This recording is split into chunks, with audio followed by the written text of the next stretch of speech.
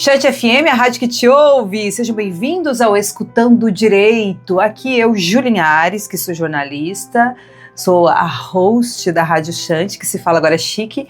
Estamos aqui com a nossa responsável pelo programa, dona do programa Escutando Direito, Patrícia Mombach, que é advogada e professora. Tudo bem? Eu adoro dona do programa. A dona, faz tempo que eu não falo, né? Faz tempo que não falo. Gente, desculpa. Minha nova carreira, né? Radialista. Adoro radialista. Ela adora falar, adora hablar. Quem não gosta, né? Hablar, não é? Eu gosto. E eu sou professora também. E a gente mulher, né? Nossas ancestrais não puderam falar, então a gente tá falando tudo por ela. Você já viu como nós temos um papel muito importante? Com certeza. Né? Porque nós somos a geração que tá podendo falar. Nossas mães não podiam falar.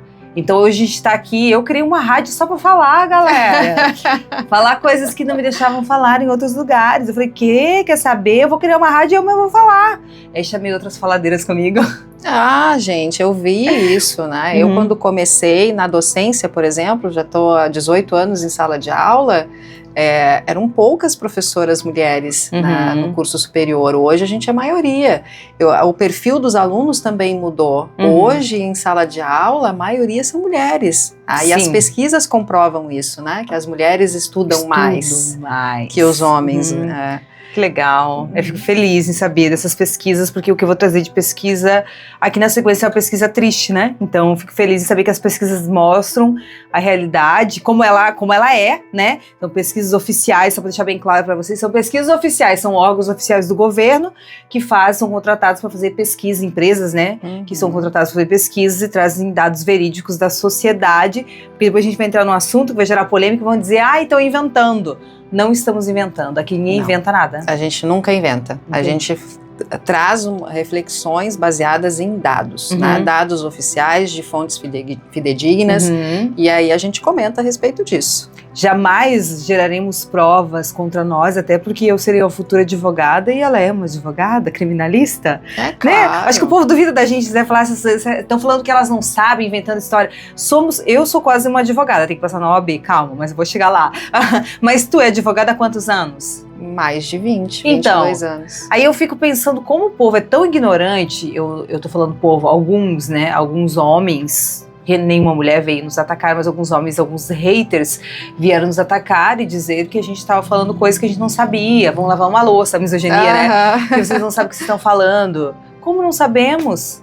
Você acha que a gente vai gerar provas contra nós? Nunca! Gente, pesquisem.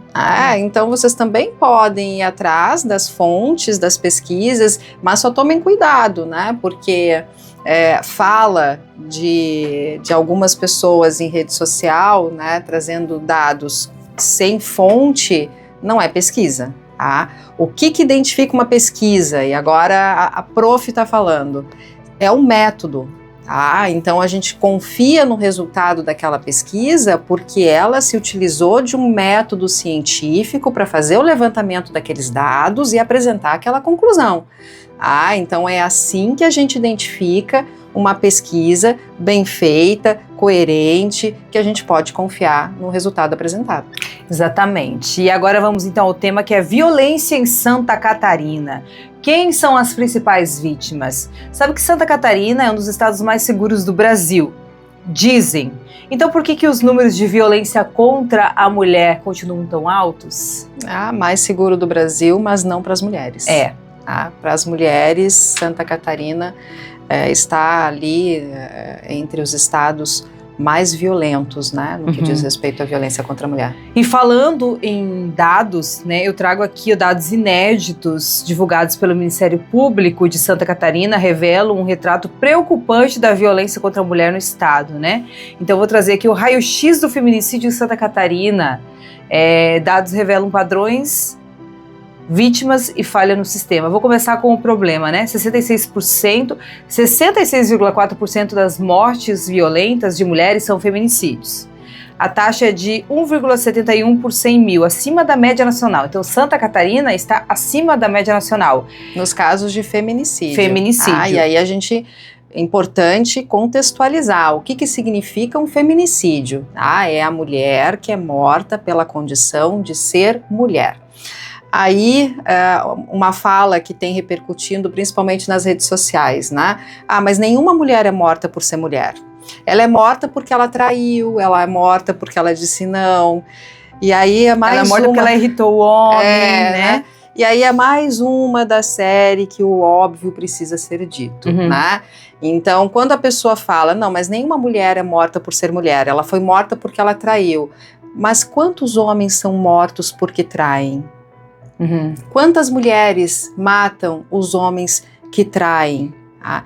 Então, vejam, é uma morte, né, que acontece por conta da condição da mulher ser mulher, né? Porque não se perdoa a traição da mulher e o homem, ensinado a lidar com as suas frustrações por meio da violência, precisa lavar a sua honra, né, com sangue. Então vejam, sim, a mulher é morta por ser mulher.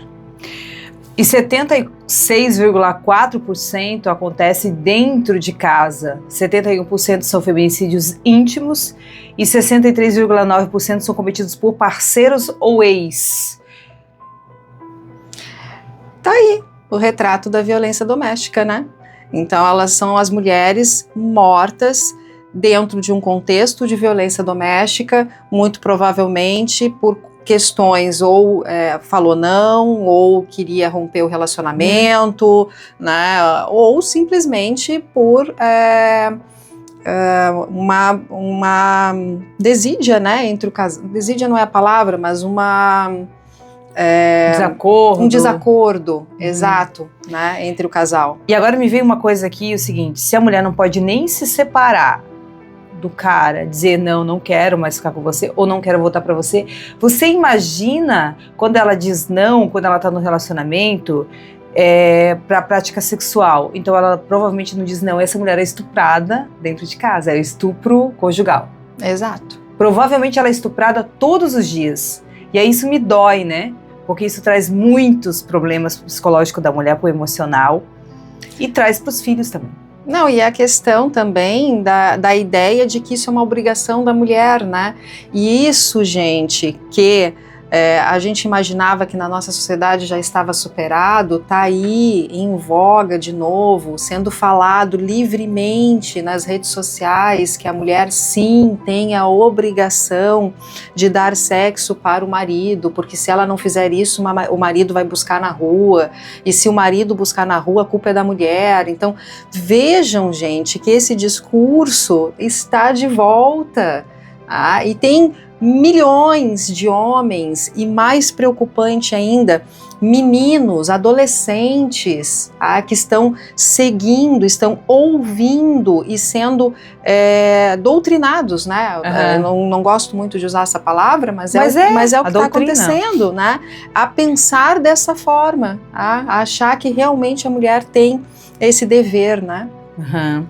E 56,4% dos casos de feminicídio são à noite ou madrugada, ou seja, a mulher está dormindo e não esperava, né?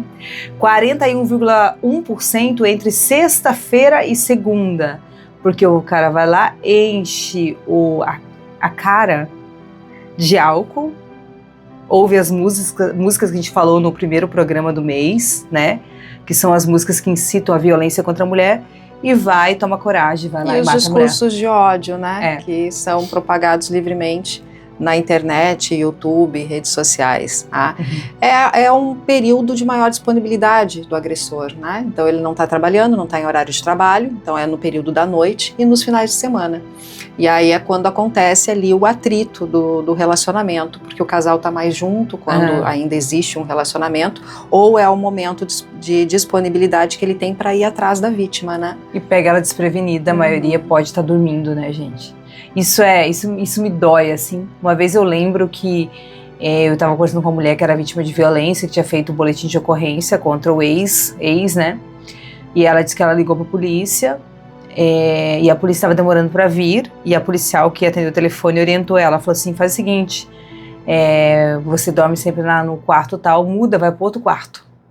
Muda, vai no outro quarto, porque ela tava com medo, ela falou, vou dormir, eu tenho que trabalhar amanhã, a polícia não vinha, e como é que eu vou fazer para que ele não me encontre. Ela falou assim, não, dorme no outro quarto. E realmente ela dormiu no outro quarto, ele pulou a janela do quarto onde eles costumavam dormir, onde era o quarto casal, e ela disse que daí a polícia chegou e ela foi salva, isso é um relato real, tá? Ela foi salva porque ela ouviu a orientação de uma outra policial mulher, falou, dorme no outro quarto. O outro quarto salvou a vida dela. Então, senão ela teria sido morta porque ele foi pego com uma faca em mãos. E esse é o próximo assunto, como que as mulheres são mortas. Geralmente, 47,7% com arma branca, que são facas, enfim, né? O que mais? Objetos pontiagudos, perfurantes, até machado, né? Até machado, a mulher é morta com machado, facão, gente. Imagina a brutalidade, porque o que é mais conveniente? Outra, nem sempre é um crime premeditado, às vezes é um crime ali baseado no sentimento do momento do cara. Sim. Cheio de ira, de ódio. Claro. Com certeza. Né? Porque aqui, ó, 22,9% arma de fogo. Nem todo mundo tem arma de fogo, né? Mas 22% arma de fogo é bastante. Ai, não faço ideia de números. Considerando que a arma de fogo é restrita no Brasil, existe um controle para quem pode ter registro e porte de arma de fogo, 22% dos feminicídios serem praticados com arma de fogo é um percentual alto. Ah, entendi. Aí existe armas, provavelmente, que estão usando de forma ilegal, né? Ou policiais. Né? Ou policial. Boa, ela trouxe uma reflexão. Recentemente a gente teve vários casos de policiais, não aqui em Santa Catarina, né? Mas foi fora, acho que foi no Norte, Nordeste, de policiais mulheres que foram mortas pelos seus parceiros policiais. Enfim, todo mundo está acompanhando, sabe desse caso, né?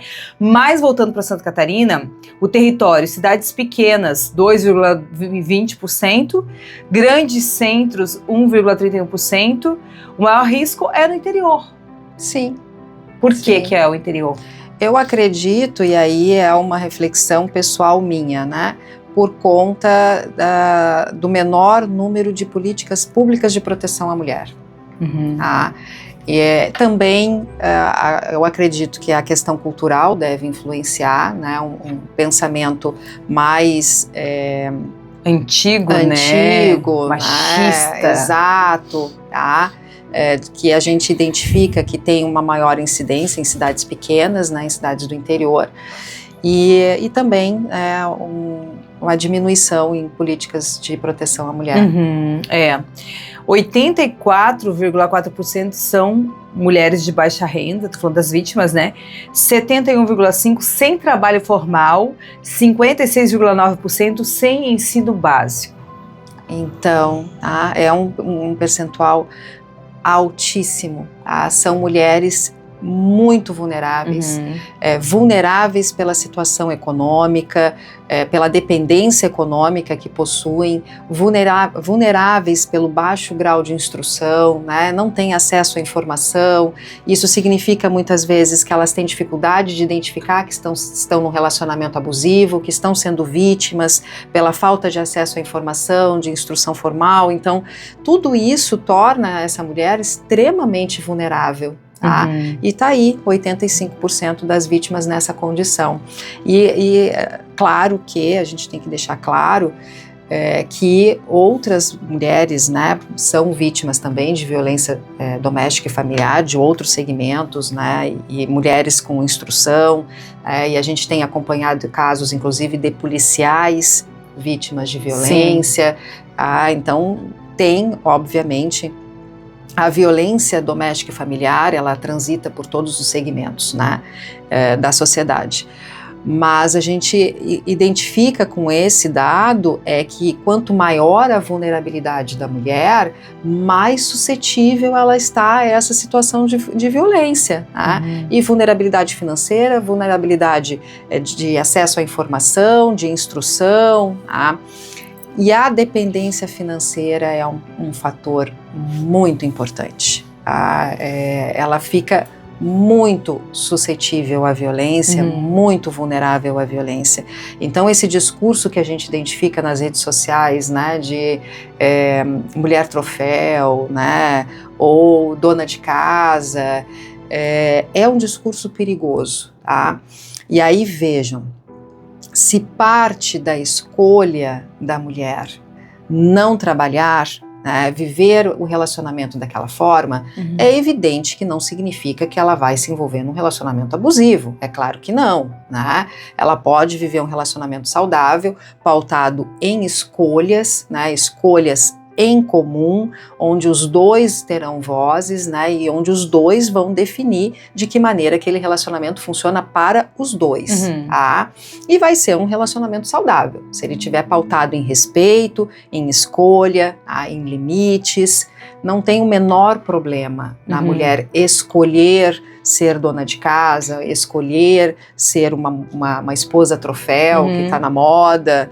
A questão é que essa mulher tenha preocupação também com o seu futuro, que ela se preocupe em ficar segura. O que vai acontecer com ela se ela ficar viúva, por exemplo? Né? Como que ela vai se manter? Como que ela vai se sustentar? O que vai acontecer com ela se ele pedir o divórcio, pedir para se separar, né? Se ele terminar com o relacionamento? Então são essas questões que precisam ser discutidas, porque a dependência financeira é um problema muito sério dentro de relacionamentos abusivos, tá? Pela falta de opção em abandonar aquele parceiro. Sim, sim. Agora o impacto, né, que eu acho que dói mais, inclusive, eu vou colocar depois no final aqui um vídeo de uma advogada, uma delegada, eu mandei pra você, você chegou a assistir esse vídeo? A gente manda os directs aqui no Instagram, né, de uma delegada do Rio, São Paulo, assisti. Que ela fala sobre os filhos do feminicídio, que são as crianças que perderam a mãe, né, e aí ela conta os relatos, E assim, me tocou muito aquilo, né? Então assim, porque eu sou mãe, né? Então imagina, né? Eu morrer, motivado por um ódio de um homem, e a minha filha ficar sozinha. É dolorido, é doloroso, porque quem fica, a criança sofre muito, e a mulher, né? Tudo que passou, né? Então 65,6% eram mães, 45,9% tinham filhos com o agressor, 42% dos casos envolvem filhos. Um impacto gigantesco. Gigantesco, né? 65% eram mães, porque daí a criança, muitas são mortas na frente dos filhos também. Exato. Né? E aí aquela criança ficar com aquilo pro resto da vida, é um impacto gigante. E, agora vamos aos autores, né? 94,6% são homens, 72,6% com antecedentes, 44,5% já tinha histórico de violência. Caraca! Quase metade com histórico de violência. E estavam soltos, né? Estavam soltos. As falhas do sistema. 68,9% já sofreram violência, apenas 19,7% tinham medida protetiva.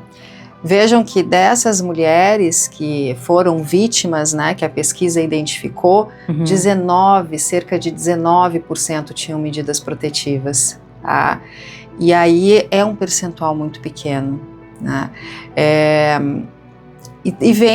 A gente traz uma reflexão também com relação àqueles que são contra a Lei Maria da Penha, né, e trazem como argumento as medidas protetivas injustas, as falsas denúncias, as mulheres que vão na delegacia mentir única e exclusivamente para prejudicar o homem, tá?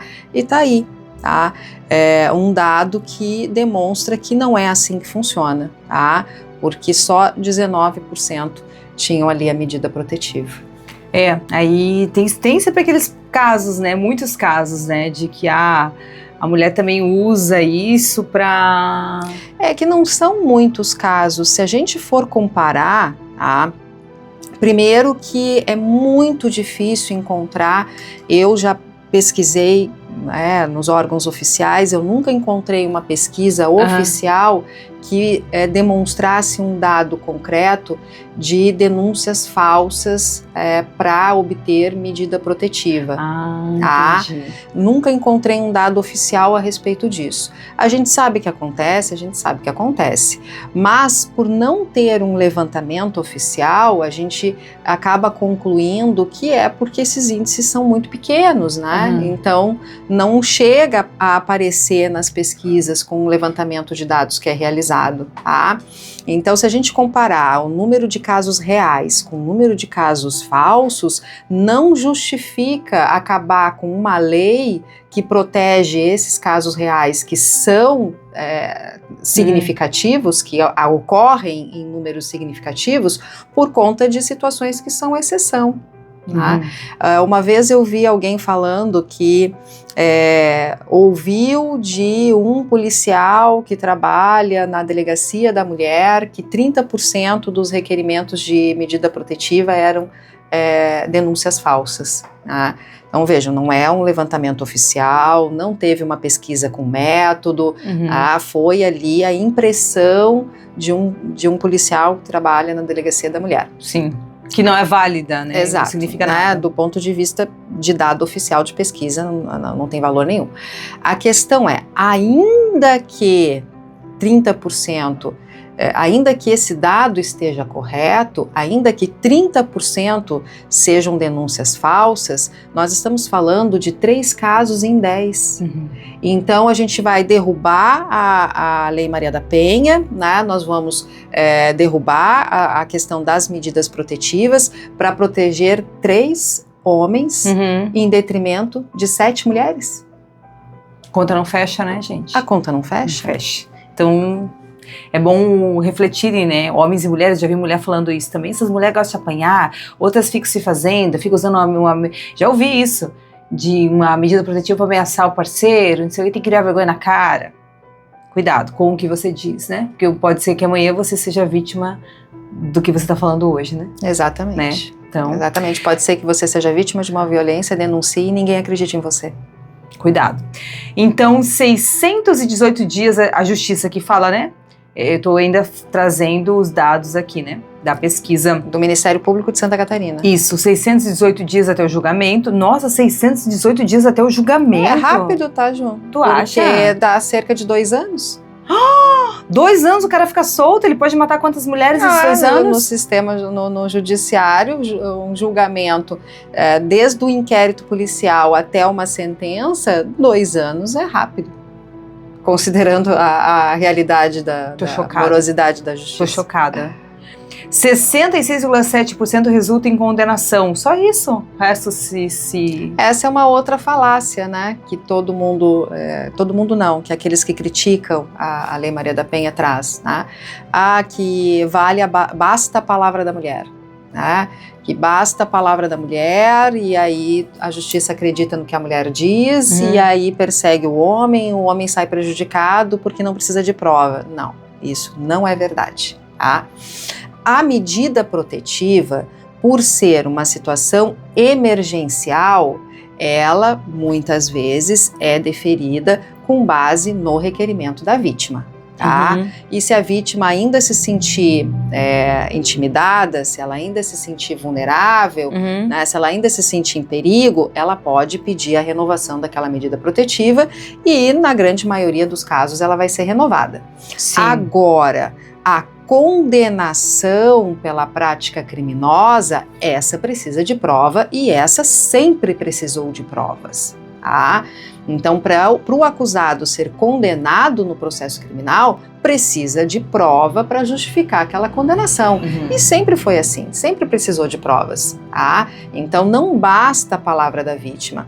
Claro, dependendo do crime praticado, a palavra da vítima vai ter uma importância maior, porque, por exemplo, se a gente for falar de crimes contra a dignidade sexual, não tem testemunha, né? Ninguém vai estuprar a vítima na frente de testemunhas ou no ambiente com câmera de vigilância. Então é uma conduta que acontece ali entre 4 paredes e só quem vai saber o que realmente aconteceu é o autor da conduta e a vítima. Tá? Mas ainda assim, o judiciário tem se manifestado no sentido de que a palavra da vítima tem que ser corroborada por outros meios de prova. Eu não vou nem falar, né, porque eu não tenho mais tempo para falar e também eu só quero dizer que a justiça ela vai se moldando com a atualidade, né? As leis elas vão se moldando com a atualidade e com com as grandes manifestações também, principalmente no caso das mulheres, né, com mulheres que vão à rua, mulheres que se manifestam hoje na rede social. Hoje não é mais tanto na rua, é mais na rede social, e também os protestos, né. Então eu acho que quanto mais a gente se reunir, se juntar, mais a gente levar essa reclamação em bando, em grupo, menos sangue derramado, porque as leis precisam ser mais rígidas, com urgência, relacionado a essa violência doméstica, ao feminicídio, que termina em feminicídio, né? Termina com a mulher morta. Ela só vai acabar quando a mulher morreu, né? E esses dados que a gente falou aqui, né? Esses números, eles não são só dados, né? Eles são vidas interrompidas. E quando uma mulher morre, uma mulher que é mãe, quando uma mulher morre, morre uma mãe, morre uma filha, morre uma amiga, morre uma irmã, né? Aí eu tô quase chorando, gente, agora. Aquela, né? Não, é que eu fico emocionada, porque cada vez mais, né? Sim. E é importante também a gente colocar o seguinte: o judiciário, ele nunca vai ser suficiente para evitar a prática da conduta. Tá? Então, às vezes, a gente identifica uma falha do judiciário, né, e coloca, nossa, mas o crime aconteceu porque o judiciário falhou. Não necessariamente, ele nunca vai ser suficiente. Quando a gente fala que não pode haver uma condenação sem provas, muitas vezes essa regra vai levar à absolvição de um culpado. E é assim que o sistema tem que ser. Porque a gente não pode permitir uma condenação sem provas. Tá? A gente não pode abrir um precedente para um inocente ser condenado sem provas. Então vejam, o judiciário nunca vai ser suficiente para evitar a prática de condutas criminosas. Então a gente precisa focar na origem. A gente precisa olhar para trás, identificar quais são as políticas que podem ser adotadas para evitar a prática da conduta, né? Porque depois que a violência aconteceu, não vai, tem muito pouco que possa ser feito, né, para reparar esse dano. Então é esse olhar que a gente tem que ter, né? Políticas de conscientização, né, de violência contra a mulher, a respeito da violência contra a mulher, combater a desigualdade de gênero, porque isso traz também uma desumanização da mulher, né, ela ser diminuída por ser mulher, e isso também traz violências. Então é a respeito disso que a gente precisa falar, né? Sim, sim. Tava vendo os comentários, né, desse post aqui, porque eu gosto de ver os comentários, que os comentários é meio que uma pesquisa também de campo, né? Ah, sim, uma pesquisa de como as pessoas pensam a respeito. De como né? Então tem aqui bastante coisa. Dos comentários na pesquisa, no levantamento Isso, nesse que foi postado. Então eu não vejo nem nada assim, eu vejo eles falando que as políticas públicas precisam ser mudadas, que os nossos representantes de Santa Catarina falam uma coisa, mas é outra, falam também, né, dos posicionamentos das mulheres, que são as políticas aqui, que representantes do povo, mas defende, na verdade, o machismo estrutural, né, que é contra o feminismo. Mães são maiores vítimas porque a lei de alienação parental obriga mulheres e crianças a conviver com os agressores genitores. Esse é um assunto importante. Exato. Essa mulher aqui, deixa eu ver quem é ela. Júlia Mendes Bueno. Nossa, muito interessante. Ela acabou de me dar uma ideia, né? Claro, precisamos falar sobre isso também. Isso. Por que as mães das crianças têm que conviver com seus agressores? Cara, esse assunto é muito interessante e muito desumano para as mulheres. Porque é ali que acontece? Tem que conviver? E aí os perigos de se conviver. A outra lançou aqui, ó, 66% são condenados e os outros. Aí você falou antes, né? Mas os comentários até que são positivos, né? Não tem nada de, tipo, contra, né? Achando que, essa pesquisa é uma mentira. Ainda bem que o povo tá deixando de ser, né?